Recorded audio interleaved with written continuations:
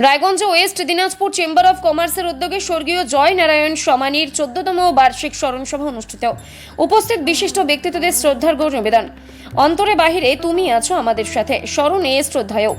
এই বার্তাকে সামনে রেখে স্বর্গীয় জয় নারায়ণ সমানির 14তম বার্ষিক স্মরণ সভা অনুষ্ঠিত হল রায়গঞ্জে সোমবার। ওয়েস্ট দিনাজপুর চেম্বার অফ কমার্সের উদ্যোগে আয়োজিত এই অনুষ্ঠানে তার প্রতিকৃতিতে মাল্যদান করে শ্রদ্ধা জানান উপস্থিত অতিথিরা।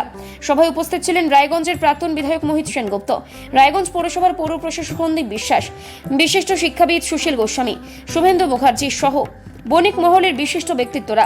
অনুষ্ঠানে বক্তারা স্বর্গীয় সমানির কর্মজীবন ও সমাজসেবামূলক অবদানের কথা স্মরণ করে তাকে শ্রদ্ধা জানান। এই প্রসঙ্গে চেম্বারের সাধারণ সম্পাদক শঙ্কর কুণ্ডু বলেন, জয় নারায়ণ সমানি শুধু একজন সফল ব্যবসায়ী ছিলেন না, তিনি সমাজের প্রতি দায়বদ্ধ একজন মানবিক মানুষ ছিলেন। তার আদর্শ আমাদের আগামী দিনে পথ দেখাবে। সমগ্র অনুষ্ঠানটি শ্রদ্ধা ও আবেগঘন পরিবেশে সম্পন্ন হয়।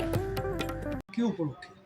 আমাদের ওয়েস্ট দিনাজপুর চেম্বার অফ কমার্সের প্রতিষ্ঠাতা প্রাণপুরুষ সাধারণ সম্পাদক স্বর্গীয় জয়নারায়ণ সোমানির 14তম প্রয়াণ দিবস, সেই উপলক্ষে আমরা এই স্মরণসভাটা ওনার করছি। এই স্মরণসভাতে আমরা আমাদের এলাকার ব্যবসায়ীদের ডেকেছি, কিছু কিছু লোক যাদের সাথে ওনার খুব ওতপ্রোতভাবে সম্পর্ক ছিল, তাদেরকে ডেকে আমরা এই স্মরণসভাটা প্রতি বছরই করি এবং ওনাকে স্মরণ করে আমাদের সাংগঠনিক ভাবমূর্তি, উনি কী কাজ করে উনি আমাদের রাজ্যে বা আমাদের দেশের সুনাম করেছিলেন সেগুলো বিস্তারিত আলোচনা করে বর্তমান প্রজন্মকে আমরা এই ব্যাপারে ওনার কর্মদক্ষতা সম্পর্কে আমরা অবহিত করি। এটাই আমাদের আজকে মূল কর্মসূচি। উনি তো একজন মহান মানুষ ছিলেন এবং প্রচুর লোক সমাবেত হয়েছে, কি বলবেন সেটা?